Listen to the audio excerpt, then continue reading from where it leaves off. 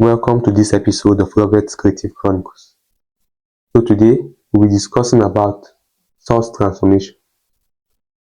Source transformation is defined as the transformation of voltage source into an equivalent current source, or vice versa. That is also the transformation of an equivalent current source into a voltage source. That is called source transformation. So this is the area we're going to do the source transformation. This area I put in a box.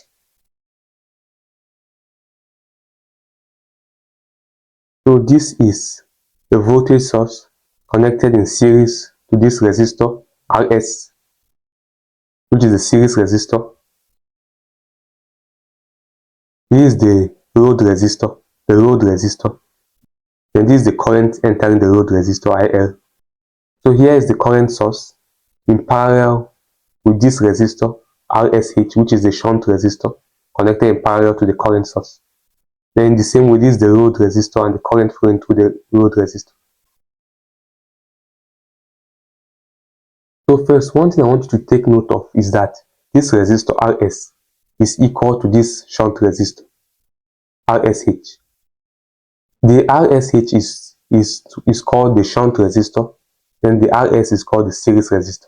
I'm just trying to tell you that this resistor is connected in series to this, and this is connected in parallel to this. Shunt is the resistor that is always connected in parallel. Then Rs is the resistor that is always connected in series. So now to convert this voltage source to the current source, you use this formula, I is equal to V over Rs. So the voltage has a value, Rs has a value, you say V divided by Rs. So then you find the current, and you connect the current in parallel to this resistor, which now becomes our shunt resistor. In the same way, if you want to convert this current source to the voltage source, so you use the formula V is equal to IR. So where is I? Our I is this. Then you take it and multiply it by this shunt resistor.